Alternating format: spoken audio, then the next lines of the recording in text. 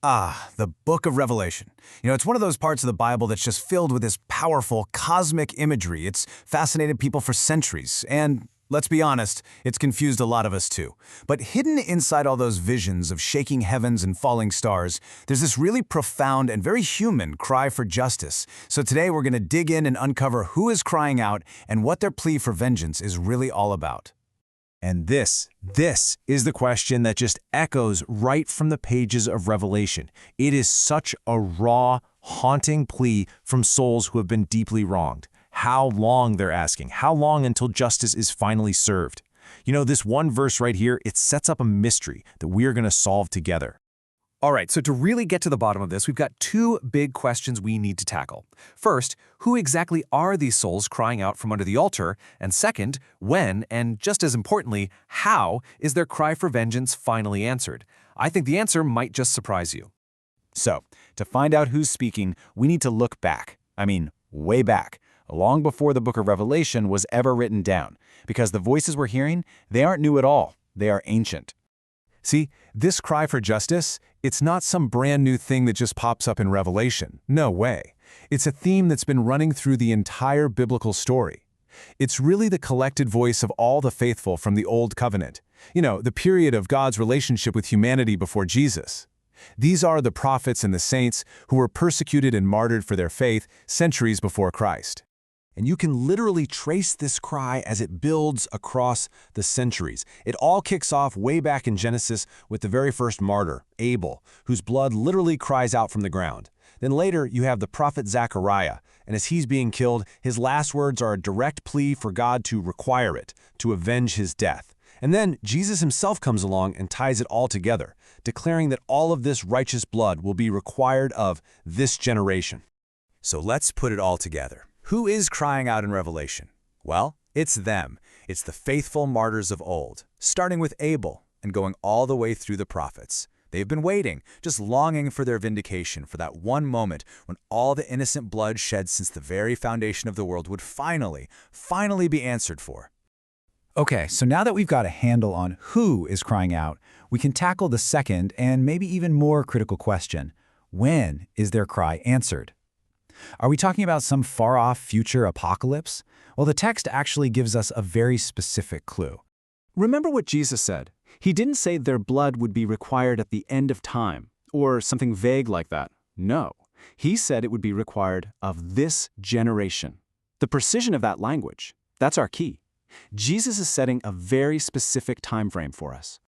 And when Jesus says this generation, what does he mean? Well, he's talking about the people right there in front of him, the people living during his ministry on earth.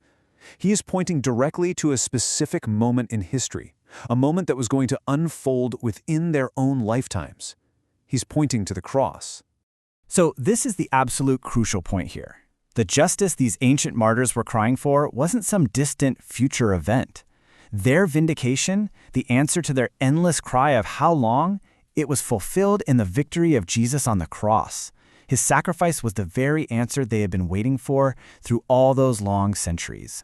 Okay, this is where it all clicks into place. To really grasp what's happening in Revelation chapter 6, we have to kind of shift our thinking. We need to stop looking at this like a straight, linear timeline.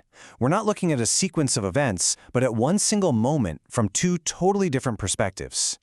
Now, I really want you to lock in on this idea, because honestly, it changes everything. The verses about the martyr's cry, and the verses right after about the whole cosmos shaking, they are not event 1 followed by event 2. They are parallel visions, a spiritual view and a natural view of the exact same moment, the crucifixion. So think of it like this. In the spiritual realm, the unseen world, as Jesus dies on the cross, bam, the souls of those ancient martyrs are finally vindicated. They receive their white robes, a symbol of their righteousness, and they're told to rest because justice has finally arrived. And at the exact same time, in the natural realm, creation itself just reacts. There's a huge earthquake, the sky goes dark, and the powers of the world are shaken right to their core. So let's dig into that natural realm vision for a second. Does all this spectacular apocalyptic language actually line up with what the Gospels say happened during the crucifixion? The answer is a resounding yes. I mean, just look at the evidence. Revelation describes a great earthquake. What does Matthew's gospel tell us? When Jesus died, the earth shook. Revelation says the sun became black. Luke's gospel reports that darkness came over all the land. It's a direct match. And the falling stars and moving mountains? Well, that's classic prophetic language. In the Old Testament, these kinds of cosmic signs were used symbolically to describe the fall of massive earthly powers, like Babylon or Egypt. It signifies the total collapse of the old religious and political orders. Their power was shattered at the cross. So what we have are two distinct visions pointing to one single event. In the spiritual realm, justice is finally delivered. In the natural realm, the earth itself trembles and convulses in response. Both of these visions point right back to a single, monumental moment in history that changed absolutely everything, both seen and unseen. So what does this all mean when you put it together?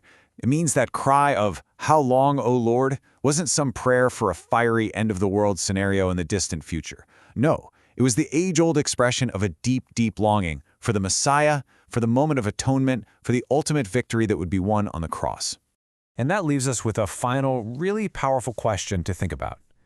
If the ultimate price for all innocent blood was paid, and justice was ultimately served at the cross, how does that reshape our understanding of justice and vengeance and forgiveness in our own lives, in our own world today? It's a profound thought to carry with you.